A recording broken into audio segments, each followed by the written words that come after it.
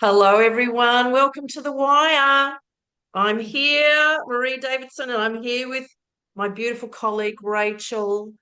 And how very lucky I am to have Rachel here today because the topic is service accessibility.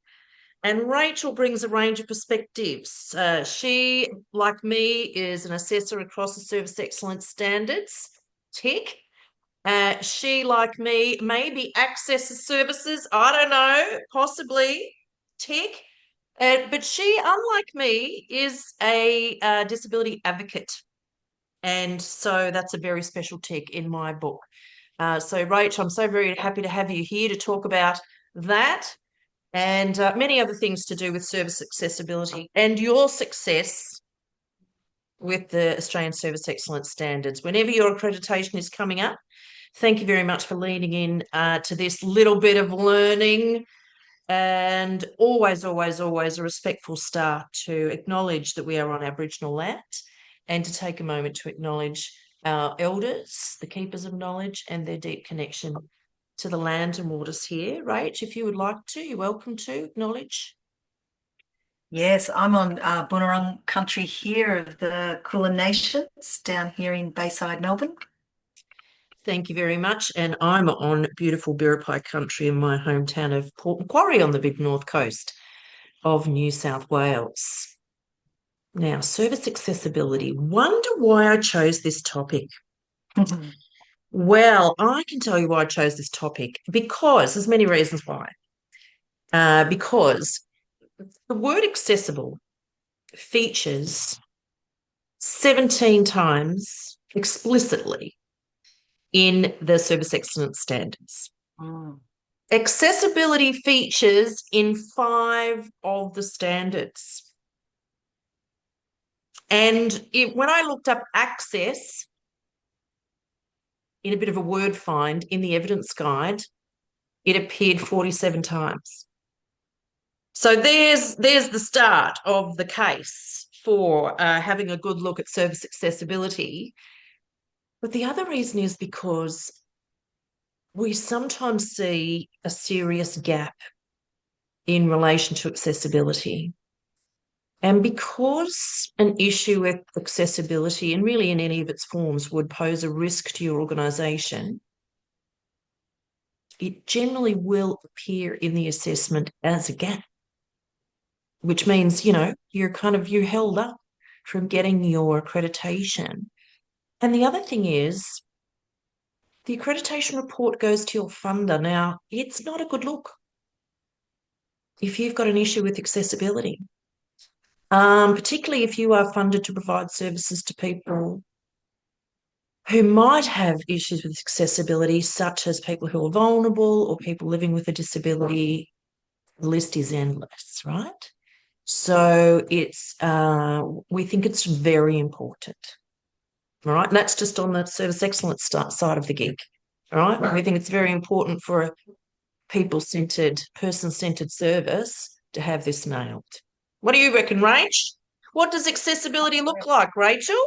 Oh, What does that mean? What does it mean to you?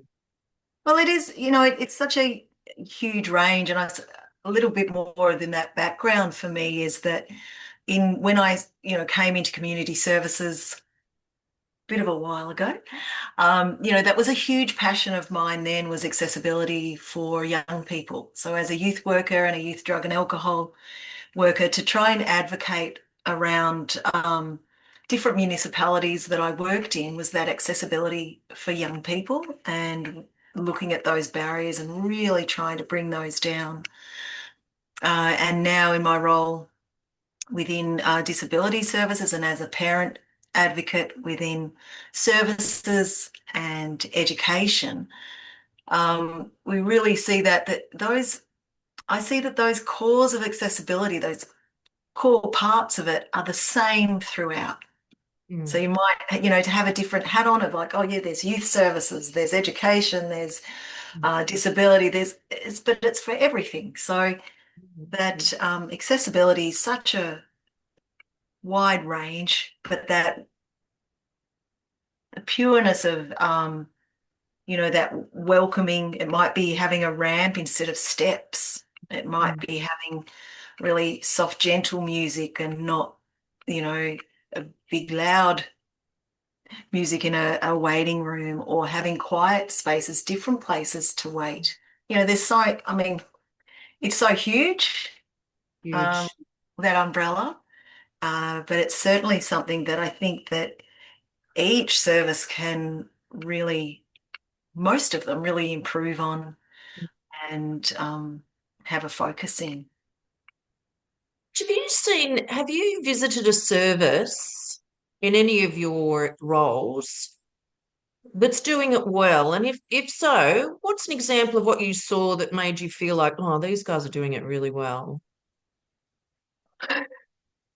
Oh, that's an You can think about that question. I've just sprung that on her, everyone. So you can take a minute to think about that and you can answer at any time. Um, one's just come in, but one Good. of the schools that we went to um, here in Melbourne to trial, in their waiting area, they had the office and they had seats, but they had like about three different areas that you could wait. And it wasn't like, here, wait in this waiting room where it's all noisy and people are walking through and people are going to look at you. They did Mhm. have that, but they said, if, like there's the seats over there under the trees, we'll come Mhm. and get you if you want to wait outside. There was another kind of sensory room, which was just, again, inside the building, but in a separate room. So then you're not going to get looked at when everyone goes, and it's quiet, and Mhm. we'll come and get you from there. So having a very sensory affected child with me, I really noticed that and appreciated that there were, just as the norm, you were offered these different kind of spaces to wait. What a great example. Because I suppose every service that we would work with would have some form of a reception or a waiting area, in my experience. And so that's often the first impression of a place that a client or a community member or a visitor would have, isn't it? Mm, yeah. Mm, that's an excellent example, Rach. If I'm to nutshell what accessibility means to me, it means that people can get in. It means that people can get in without friction, without tension, without barriers, without having to comply with a bunch of, organizational, administratively driven processes. And that understanding of accessibility is assessed through the eyes of the people who are trying to get in, not the organization. I really feel like it should be done in consultation with the people who are experiencing Mm, that effort to try to get into your service. So we will look for that as assessors. If you're saying to us in your self-assessment, in your interviews, yes, our service is accessible, we will hear that, and we'll hear what efforts you've been going through to make it so.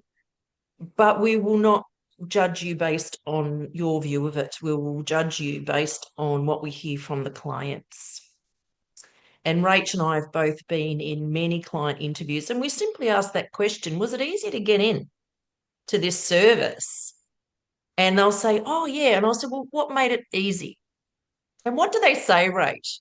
They say things like, oh, we didn't have to wait, like they were super quick. They rang me back really quickly. Rach knows they talk about things like, oh, we know them, we trust them. Everybody talks about them, like we know them to be a safe yeah. service Well, for us to go to. Yeah. Yeah. Anything else you've heard clients say, Rach, when they answer that question about, is this an accessible service? Is it easy to get in? What people say. Oh, transport. They sometimes say they pick us up. yeah.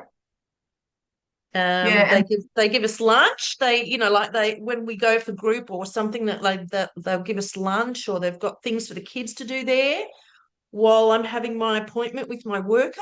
That sort of stuff is really meaningful, isn't it? yeah, Trying to think what else they say. Oh, we ask them about, affordability. We do work with lots and lots of housing and homelessness services. And so we're asking about affordability, but even having free parking, things like that is meaningful. Or, oh, they're near the shops, so I can go there and I can do that and then I can pop in there.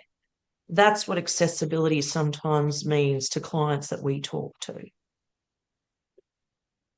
I can walk in. I don't need an appointment, they say. I can, someone will always help me, is what they say. And so that's really where we are judging, where we are assessing things like accessibility. So it will be very subjective. It'll be in the eyes of the clients and community members, the visitors, people who are accessing your services. That's where it lies for us.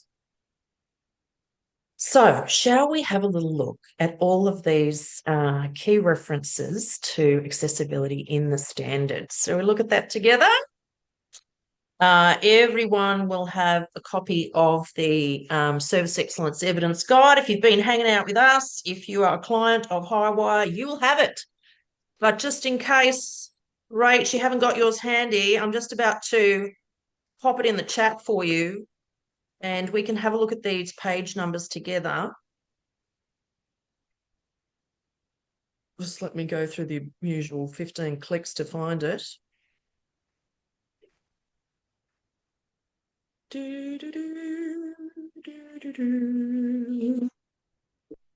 Now, where's the copy that I highlighted? Oh, I probably won't be able to find that. Doesn't matter. Oh, she'll beat me to it. got my folder. Here we go.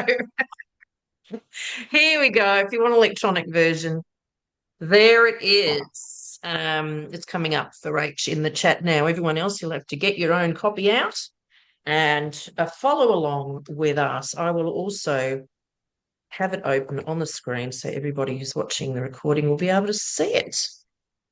All righty. Let's share that now. So what did I say? 5 references. What? Yes, 5 references. Let me get rid of that. Let's make it nice and easy for everyone to see.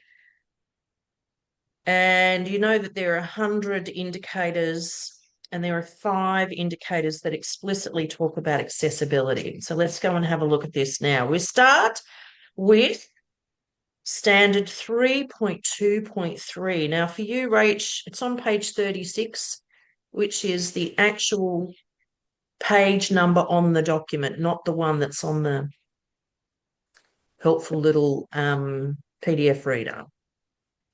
So if I quickly zip down to page 36 here, whip, wop, there we go.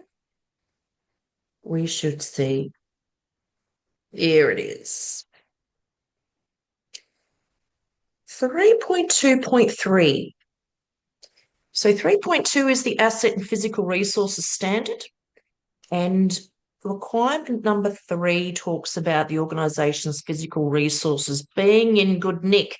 But I wanted to highlight this piece here that says that the organisation considers disability access requirements when upgrading their physical resources, such as buildings and equipment. Now, that's important because if we're working back from where we probably would require you to have a disability inclusion action plan,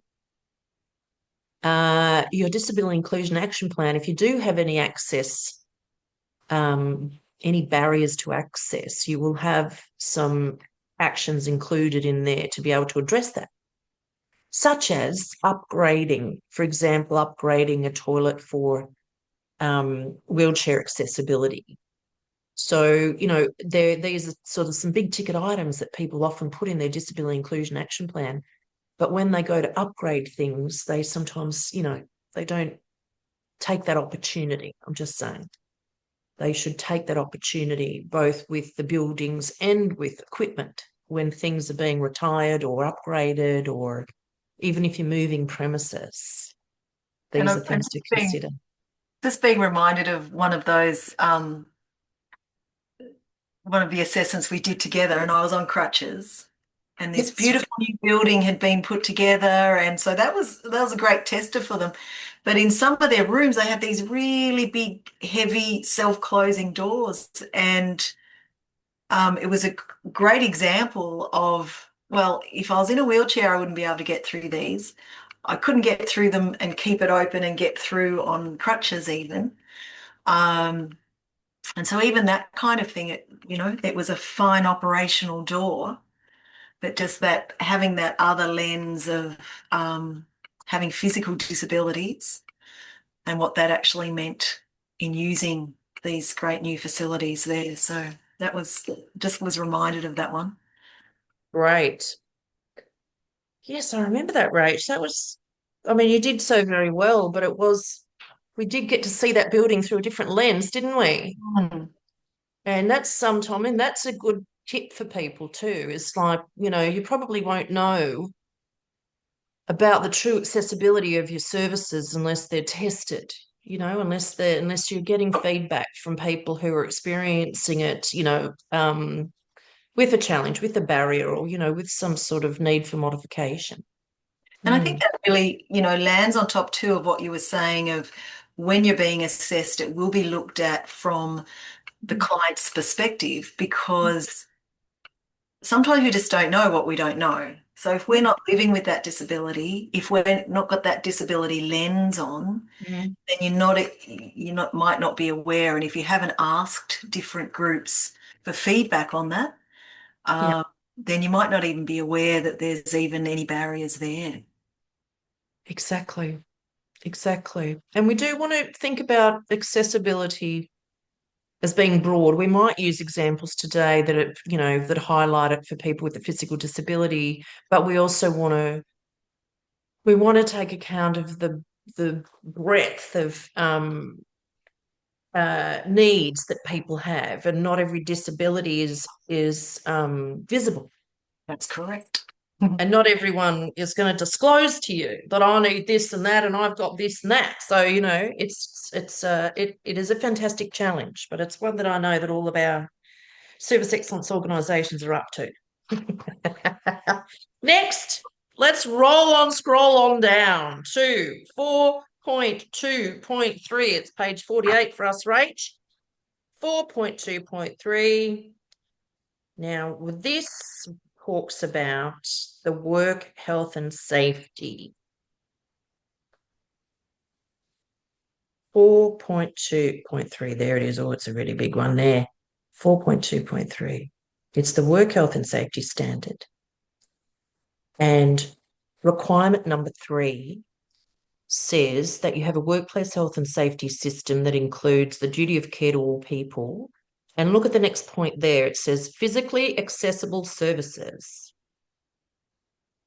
All right, so we do have an audit tool that we use. It's not compliant with the Disability Act or any other sort of codes of practice, but we do use it to make sure that we're observing the access and egress of your buildings, such as, could a person in a wheelchair get in this door? Could they get to this reception space? It would be a client and a staff member that we'd be looking at there. All right, so we've got a checklist that we use that's got some work health and safety aspects on it, and it's got some client access aspects on it as well that we check for every building and every part of your building. So we always share that with organisations before we come along, so you would be able to do that site audit yourself. But if you're really looking at accessibility, you should be using a sort of Human Rights Commission validated tool to do that assessment thoroughly. And it should be compliant with the Disability Discrimination Act, which is the top Commonwealth legislation that guides this kind of requirement. Okay. There's also state-based legislation that you should be aware of. But all these tools are available, and we're going to show you some of them shortly. All right, so services are physically accessible, and that would be accessible to the public, which is the requirement of the Act. Okay. And any future staff members as well to consider. A lot of organisations will say to us when it comes to this one, oh, we don't have any staff members with a disability. And I'll say, what about people who might want to apply? And I have seen buildings where said staff member would not be able to participate in the workplace. They would not be able to use the toilet. They wouldn't be able to easily get in the front door. They wouldn't be able to get upstairs to be able to work in the office where all the other staff are. Yeah, those sorts of things. They wouldn't be able to get from the car park into the building. Yeah. So we have seen that numerous times. In fact, I would say probably 50% of the assessments that we've done, there's been an accessibility issue. And in 100% of those cases, there hasn't been a disability inclusion action plan in place. So that's where those gaps I was talking about before, that's where they come up. Okay, next is 4.3.3, page 57. Now, this will be in the diversity and inclusion standard. And it'll be requirement number 3, that's the most specific. Culturally safe and inclusive environment exists across the organisation and its services. Where's the specific? Sorry. Now, this is where we shift our thinking a bit from physical accessibility to cultural accessibility. All right, so a culturally safe and inclusive environment. Now, if your services are accessible for people from diverse cultural backgrounds, what are some of the things that we might see in place in your organisation? What are some of the things? Oh, there's quite a lot in this guidance, isn't there? I'm just looking for the one that gives us the most specific guidance around accessibility here. Inclusion. Adopts strategies to provide a culturally safe and inclusive environment. What would be some of those strategies that we'd be looking for? What sorts of things do you think we might see? Let's say we're walking around, Rach. What are some of the things that would tell us that this is a culturally inclusive organisation? So it might be visuals of, if we're looking at that exact standard there about, having actual visuals of people of different backgrounds so people can see themselves. It might be information in different languages. It might be little rainbow ticks or rainbows, or, so little icons that say, hey, you're welcome here. Yep. Yeah, that's exactly what we're looking for.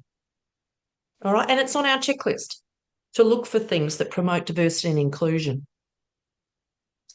Particularly things in other languages, particularly access to interpreters, particularly images of diversity characteristics, in all their forms.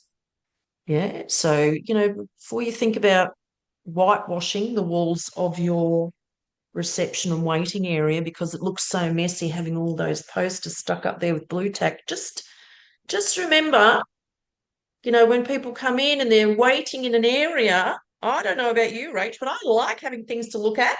I like having things to read. I don't particularly like having to look at other people. I like having things to look at. Distract me. Distract me, exactly. Especially if it's health or medical related. I find I'm particularly acutely needing to be distracted in those environments. Yeah. Or legal. Legal gets me as well. So all those sorts of things there that say, you are welcome. We are glad you are here. We want you to feel so very comfortable that you never want to leave, but you will leave because we don't want you to come and hang out here all the time. There'll be people watching this, Rach, go, oh, wow, you don't want them to just feel so comfortable that they hang around all the time. No, no, but we do want people to feel like it's their place. This is a place for me. And the building, the way the building is, the way the building presents itself Mm. will make such a big difference. Like even, well, we've got clients, there might be some watching who are in a government building. Now, it's okay, like, that's where you are. I'm not going to say go pay an expensive rent, even though that government department have given you a free spot in their building. But I'm saying to walk into a government building can be challenging for people. And to walk into a confusing building, I find hospitals the most confusing buildings. But recently, Rachel's had an experience of trying to get around, like a TAFE or a university. And they could be even more confusing than a hospital, I guess. Well, and the interesting part of that was that confusing design was very artistic. So it had been designed to, we're going into an arts course, it's my child, and so it was I looked at it with this lens of, oh yeah, it's really appropriate because it's unique and it's different and there's round walls. But for his neurodiversity, he was just like, oh, that was really kind of confusing and um it wasn't comfortable for him. There was no central place for him to feel anchored. So for him, it was actually, it really brought up extra challenges for him. Yeah, well, that reminds me, because I do know Rachel's son, and it reminds me about, culture that we're on there. We're on that indicator about being culturally inclusive. And let's remember culture is broad as well. And that could be youth culture. That could be the music industry culture. That could be the LGBTIQA plus culture. So culture is broad in the context of how we would assess that requirement as well. Mm. All right. So I know a lot of organisations think that's about Aboriginal culture. That's about being accessible for Aboriginal people. It's not. It's much broader than that. So, and that, yes, that's a very helpful example, Rach, because if I'm coming into your organisation as your assessor, and I know Rach is the same, watch out, she could easily be on crutches. We want to find it easy to get to where we need to be. And what we love, and probably what your clients would love as well, is a map, and it's sent to us in advance and pointed out where we park. And I'll meet you out the back there so that you can see and you can get in. And I'm thinking, well, you do that because, you want to be nice to your assessor because you could get extra points. Just joking. I'm just joking. But it's more important that your clients experience that. Okay. Much more important that they can get in. Not just us. But all those things, see, we really appreciate. We do. And I'm thinking, well, clients would appreciate that too. Here's a cuppa, here's a bicky, all that there.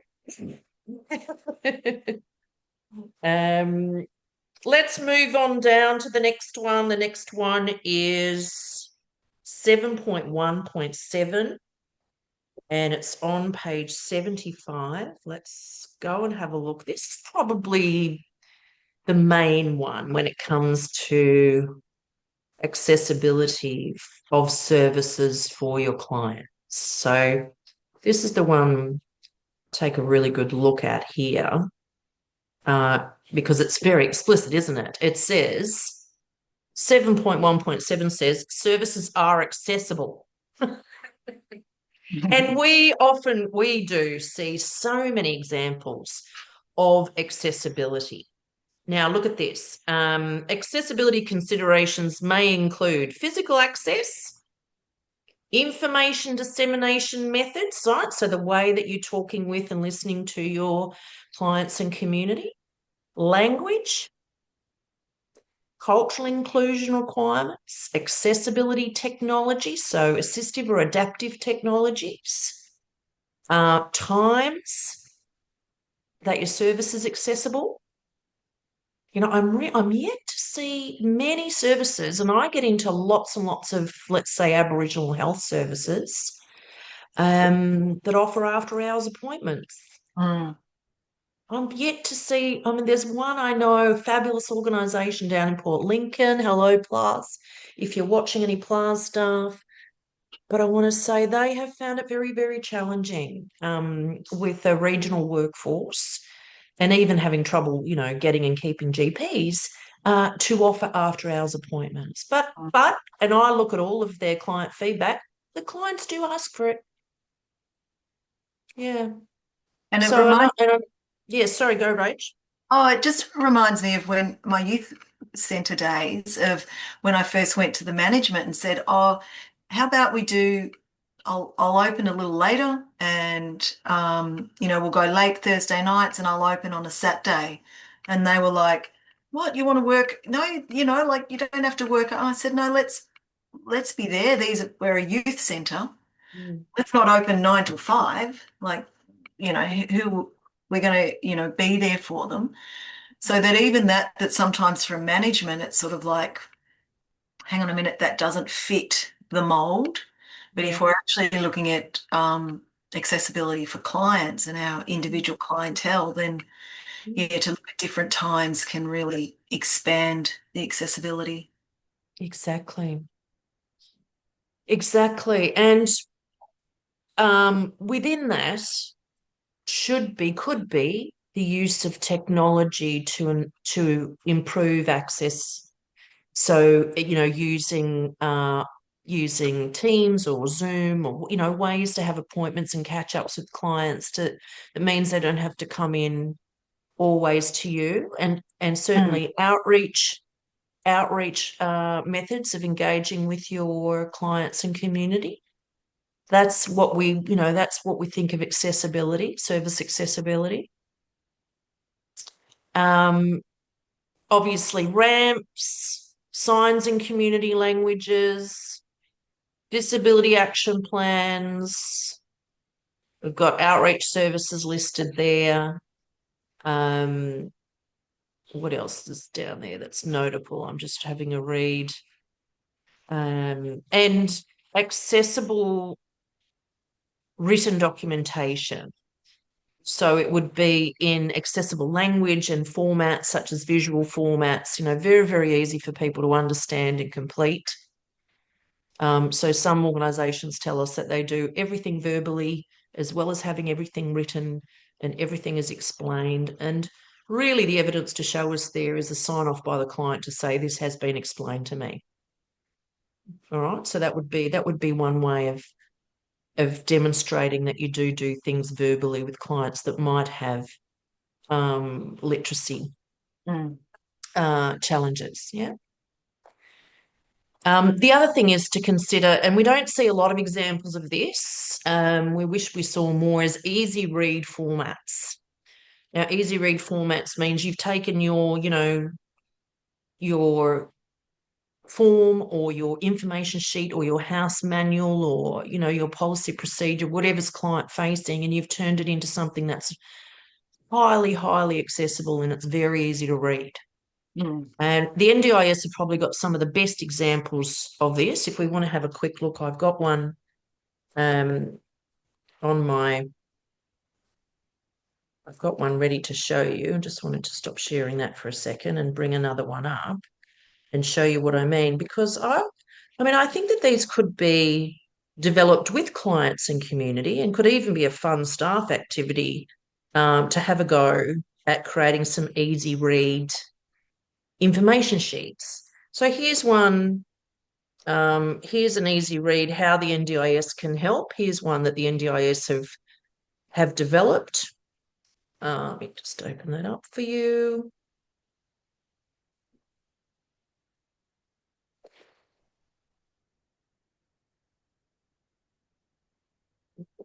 Oh, hang on. I think I've clicked on that one. I'm so sorry.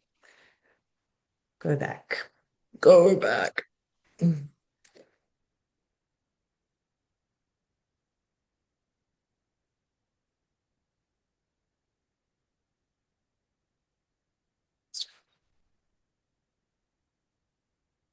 Easy read, how the NDIS can help. I think I must have clicked on the Braille. Sorry about that. That's a great example, isn't it? Yeah, exactly. They've got so many options. Really great examples. I mean, they've obviously got access to resources that most of our clients wouldn't have, but it would give you, see this? So what would you notice here? This is easy read because what are we seeing? We're seeing visuals with text. We're seeing lots of white space. We're seeing use of color here and use of bolding.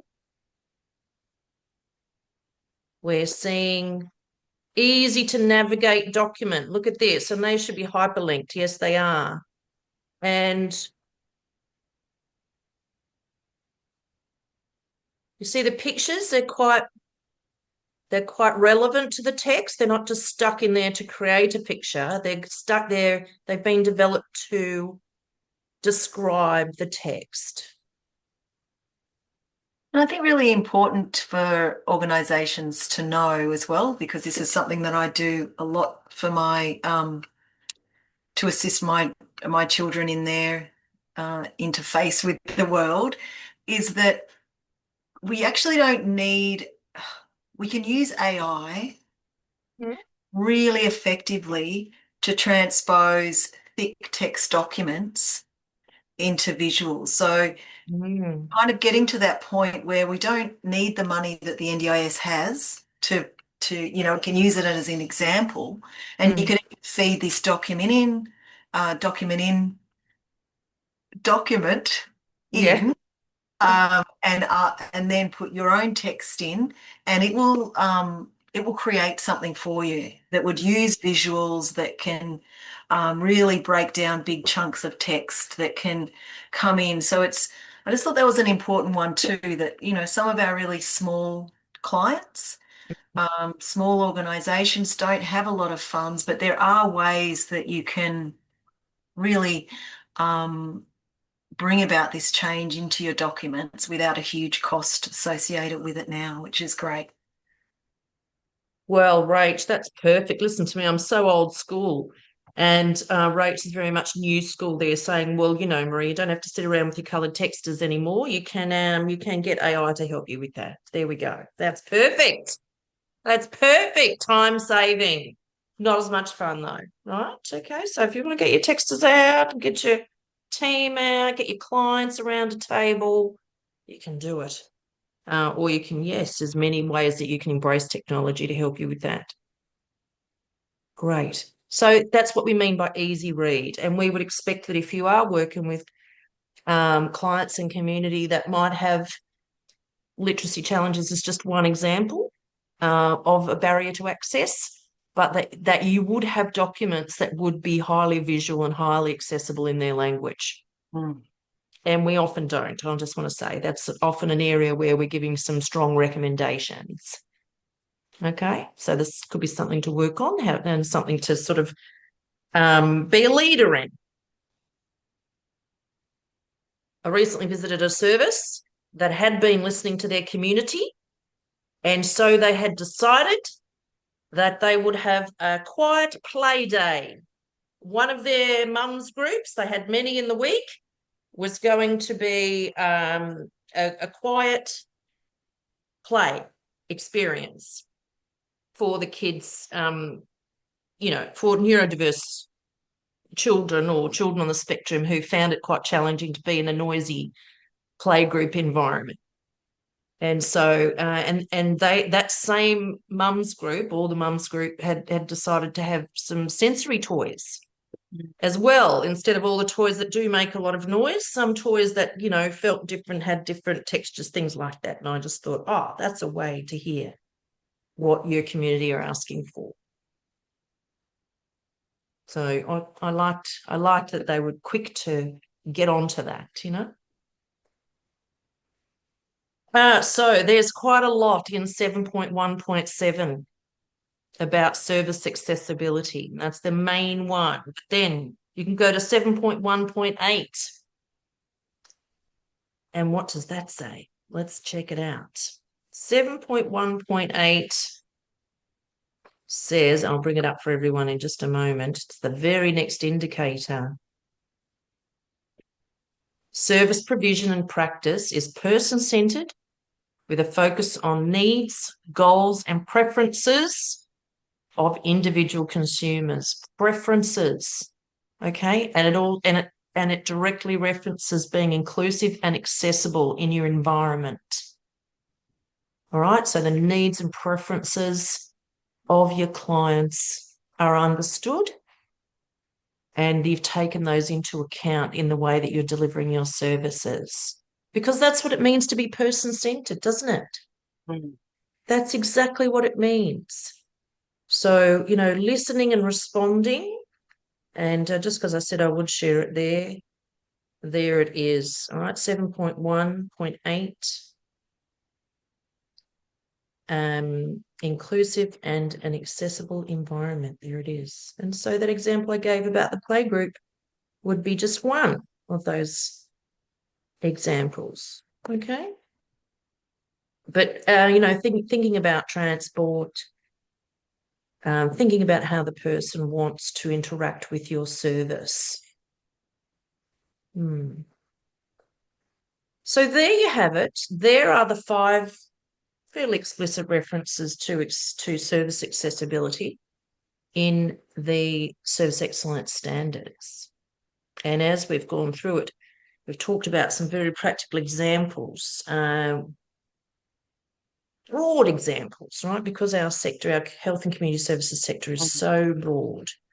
But what we want to recommend is this best practice. Here we go. We're going to say, what we're looking for is this. You can sort of see what's in the standards, but our Highwire group, as assessors, we are looking for barriers to access are identified. So you have worked with your clients and community to identify the barriers to access.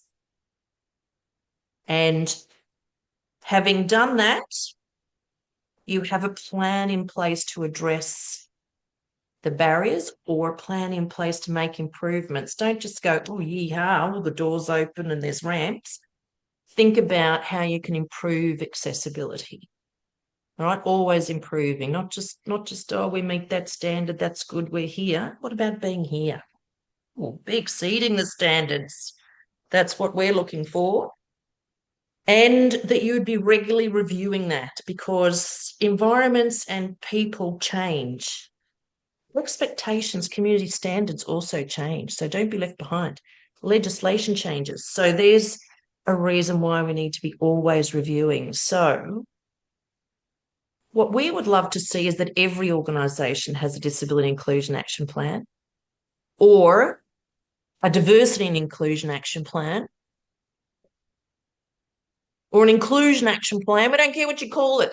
But we know that there are a range of barriers that people will experience, and we want you to have had a look at that with your clients and community, and we want you to have a plan for how you're improving that. All right. So under the Disability Discrimination Act, there's very explicit requirements that you have a disability inclusion action plan. If you have identified any barriers to access, don't let us be the first people to identify these. All right. That's embarrassment. We don't want that. We recently visited a disability service. Now, they weren't just a disability service, but they were a registered NDIS provider. And we visited 5 of their 10 sites.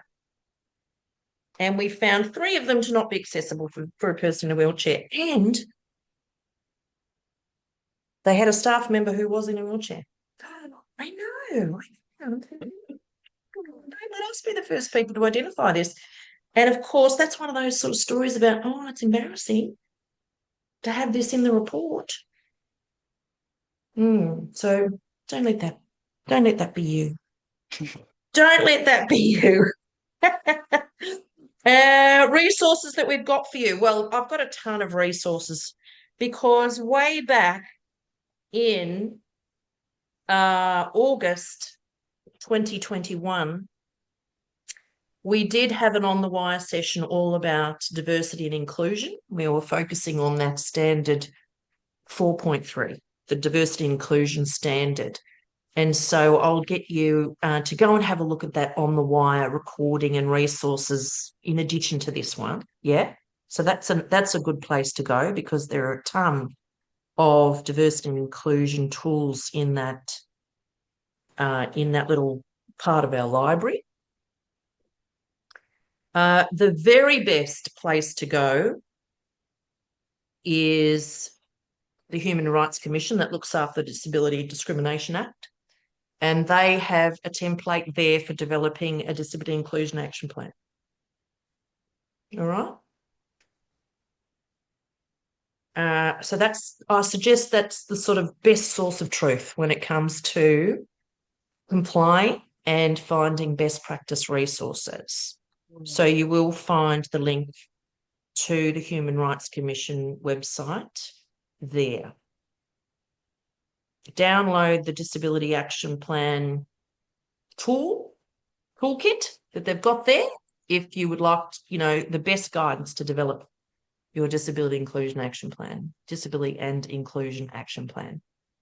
If you're in New South Wales, which I know many of you are, the Department of Communities and Justice, which is your main funder, also has some fantastic resources, and we're going to put that link in our resources as well. Okay. I've also included in the folder an Aboriginal cultural inclusion audit pool from NADA, the National Aboriginal Drug and Alcohol Agency, which is fabulous. If you're thinking, have we got these elements of inclusion for Aboriginal people in our service, there's just a fabulous tool that you can use there to do that audit yourself. And the audit tool that I was talking about that we use when we're looking around your service, we're going to make sure you've got that as well so that you can do that audit well in advance of us coming and checking you out. How does that feel? How does that feel? Any final comments on this amazing topic, Rach? Oh. No, well, look, I live this, and so it's so close to my heart. So it's always a great topic to hear people talking about, to hear people building their awareness on, and it doesn't go unnoticed. For someone who's looking for it, and for someone when it's really important for us, we see it and we notice it straight away. And people with a disability, or, of course, that's my major lens, but all across, those people notice it. So it's really worth it, not only because so we need to check you off, but as a service, it's really worth you covering this and giving it some time and energy. Absolutely. Absolutely. Well, thank you, everyone who has taken the time to have a listen, and much success to you and your organisations. We want you to do super, super well. So if there's any way that we can be helping you or that you can be helping each other, get in touch with us. We'd love to facilitate that for you. Everybody wave because it looks so good. See you, Rach. Bye.